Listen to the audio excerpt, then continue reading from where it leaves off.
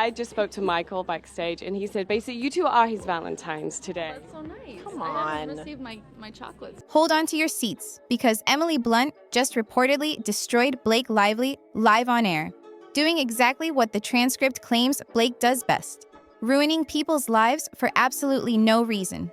While Blake was allegedly inserting herself where she wasn't wanted and blowing things up, Emily, like a silent assassin, apparently ended Blake's reign without even lifting a finger.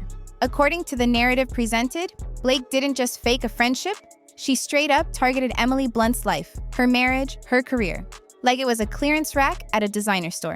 Vanity Fair suggested back in 2024 that Blake wasn't content with just stealing attention. She wanted the whole life package. Why have your own identity when you can leech off someone else's stability? God. Do you remember what you were laughing about? I think I was worried that she was flashing her vagina. Let's rewind to 2022, when things reportedly started getting deliciously messy. Chanel hosted an ultra-private dinner in Paris. Witnesses claim Blake practically superglued herself to Emily's husband, John Krasinski, the entire night. Industry chatter buzzed, but the photos were the real kicker. John and Blake, laughing hysterically, posing way too close. And Emily, not in a single frame. Convenient. The photos screamed weird energy. But Blake wasn't done sprinkling her special brand of crazy. 2 days later, a cryptic Instagram post of white orchids captioned, "For the men who get it. Real subtle Blake, totally not psycho."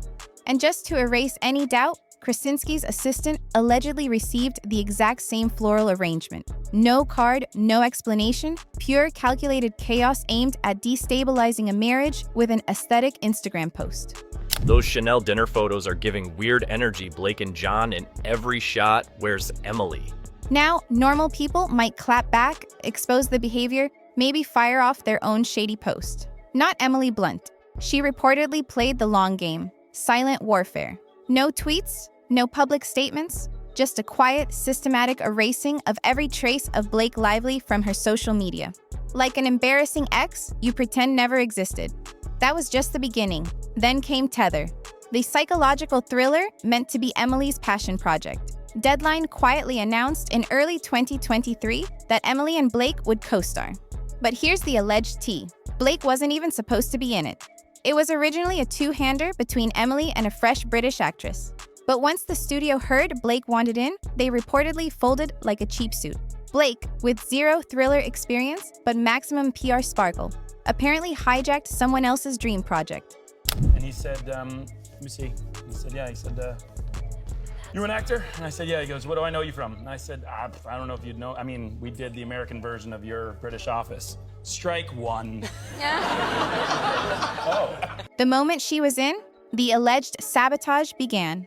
Blake rolled into the first read-through annoyingly late, reworked wardrobe notes because she didn't like her outfits, in a psychological thriller, mind you, and demanded her villain character be rewritten as emotionally misunderstood. Insiders started whispering, disruptive. To charm the director, a close friend of Krasinski's, she reportedly kept name-dropping John and their shared sense of humor. Peak cringe. But the real on-set meltdown allegedly happened during a pivotal monologue scene. It was meant to be restrained, powerful. Blake naturally did the opposite. She sobbed loudly on a line that wasn't hers, then reportedly yeeted a prop chair across the set, capping it off by accusing Emily's character of gaslighting her mid-take. Zero rehearsal, zero warning, maximum unprofessionalism. And Emily, Ice Queen, stayed locked in character, didn't flinch. The set started buzzing about Blake's emotional instability. Then came Tether. The psychological thriller that was supposed to be Emily's baby. Blake wasn't finished wrecking the movie. She demanded her own private editor, presumably to salvage her unhinged tantrums into something usable. That editor lasted 3 days before reportedly quitting and signing an NDA, likely to erase the trauma. Her antics didn't just kill the vibe, they allegedly killed the budget, inflating it by a jaw-dropping 22%.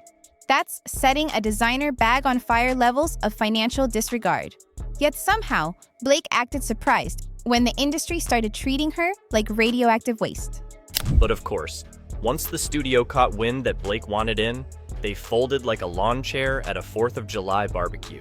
April 2023, the official first look at Tether drops. And guess who's missing? Blake Lively. Every press photo, every teaser, Emily Blunt, solo, looking like a queen who survived a hurricane named Blake. Blake immediately ran to Instagram, posting a desperate caption whining about being erased. The fans weren't having it. The comments section absolutely destroyed her. Girl, you erased the script? Sit down. And maybe if you didn't throw chairs? Brutal. Meanwhile, Emily dropped flawlessly, cutting quotes at events like the BAFTAs. You don't need to talk over people when you've already outlasted them. Cold, hard, facts. Blake's PR team reportedly begged editors for equal coverage. They were ignored, left on red like spam.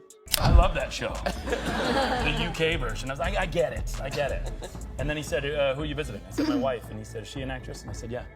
He said, would I know her? I said, I don't know. And he said, what's her name? And I said, Emily Blunt, as he was writing something. And he went, you? You. Yeah, and he goes, all right, get out of here. Then came Cannes.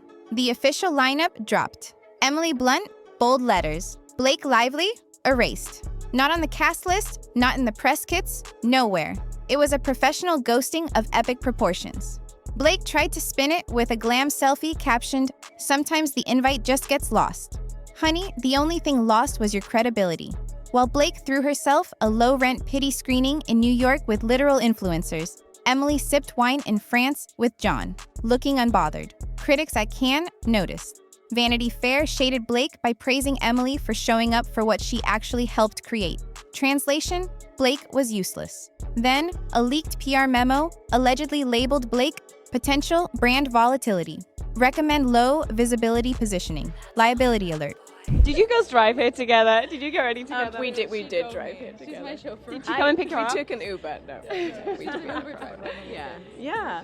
I just spoke to Michael backstage, and he said basically you two are his Valentines today. So nice. Come on. And through it all, Emily Blunt remained serene, dominant, never breaking character. No tacky pity parties, just cold-blooded checkmates.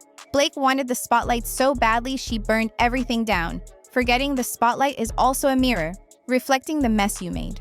Remember that 2018 Fashion Week moment? Emily and Blake side by side, fake laughing, while Zendaya looked physically pained by the secondhand embarrassment?